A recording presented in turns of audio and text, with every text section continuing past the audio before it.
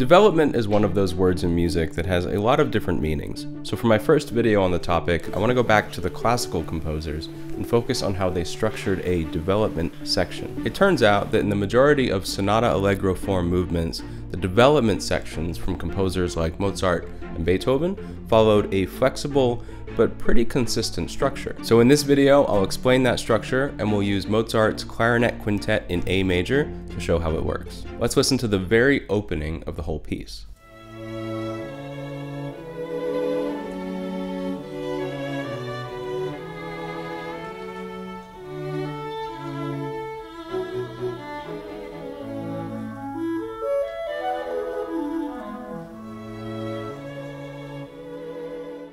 In Analyzing Classical Form, my favorite music book ever, William Caplin explains that most, not all, but most of the development sections from Mozart and Beethoven followed what's called a pre-core-core structure. The three parts are the pre-core, the core, and a standing on the dominant. So let's go into each of those three parts. We'll start in the middle with the core. The core begins with a phrase or a group of phrases called the model. Usually the model is 4 to 8 bars long. We'll also see an example where it's only 2 bars long. The model is then repeated in sequence, which means the whole thing is shifted up or down in pitch or adapted to different harmony, but basically structurally repeated the same way. Eventually, the sequence breaks and the ideas fragment, which means they go from larger ideas down to smaller and smaller ideas and pick up the pace. For example, if the model was 4 bars long, the fragment might go down to 2 bars and then down to 1 bar. Finally, the core arrives on a half cadence, or the dominant of the key of whatever is coming next. Now let's check out what material Mozart uses for his development. In the first core, we have this arpeggio figure that rises in 8th notes and then comes back down more decorated with 16th notes. This idea that he's using for the core came directly from the opening theme, where at the time it felt like kind of an insignificant fill, but turned out to be the main motivic basis for the development. The model repeats twice, but is sequenced to adapt to different harmony, and it follows a pattern of going down a third and then up a fourth. In Mozart's Clarinet Quintet, the model sequence technique happens twice, so we actually have 2 cores.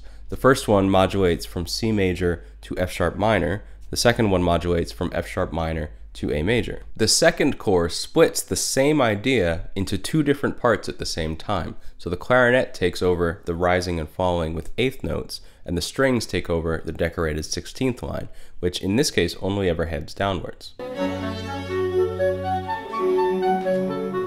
This time the harmonic rhythm is cut in half, meaning we only get a new chord every 2 bars instead of every bar. Also notice that the second core has a 4-bar pattern, where the 16th figure is given to viola, cello, violin 1, violin 2, and then through the same cycle again of viola, cello, violin 1, violin 2. So let's listen to both of those cores back to back.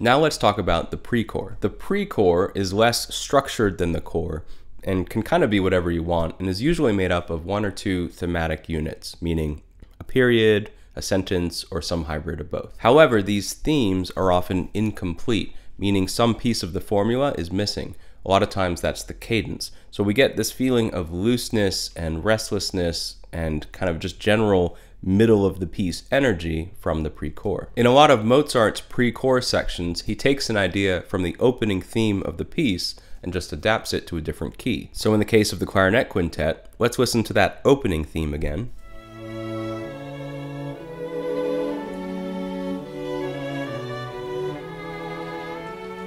And now here's the opening of the development section.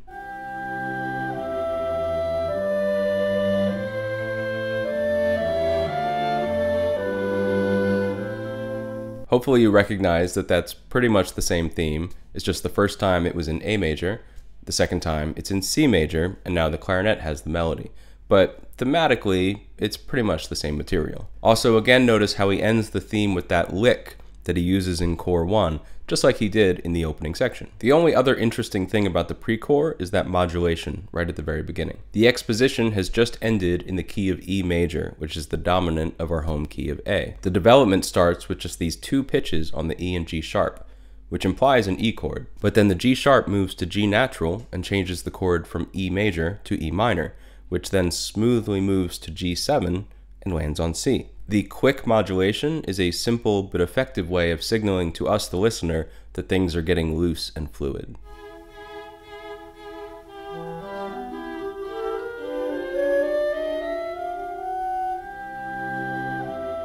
The third and last part of the pre-core core structure is the standing on the dominant. The core ends on a half cadence or an arrival on the dominant chord. Either way, the 5 chord of whatever key we have coming next. The dominant has a very unresolved, tense sound, and standing on the dominant means spending extra time there, really stretching it out and really kind of milking that tension. In the Mozart example, even the standing on the dominant section is actually made up of 2 parts. The first part goes back to that same lick as Core 1, but this time the phrases overlap. So when one idea is halfway through, a different instrument picks it up and starts their version. We get this very fast-moving, forward-driving pace.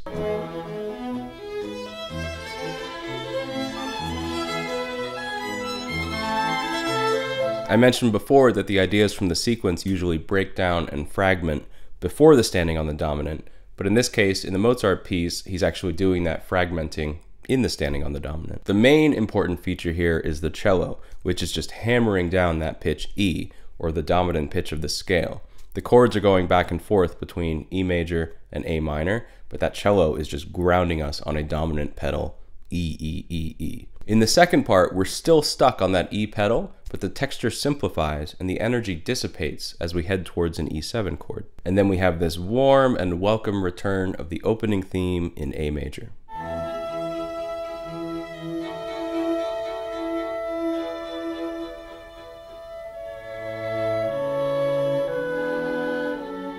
So now that we've talked about the pre-core, core, and standing on the dominant structure, let's take a listen to the entire development section, and this time really pay attention to how the ideas are organized. I'll start it about 5 bars before the development section begins.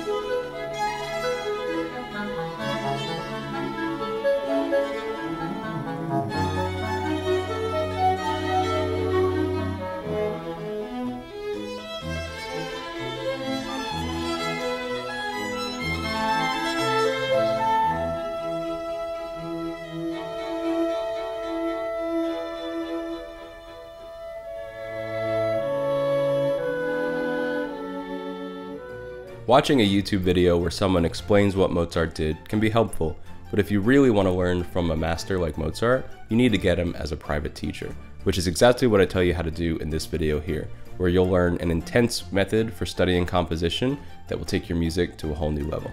Thanks for watching. I'll see you in the next one.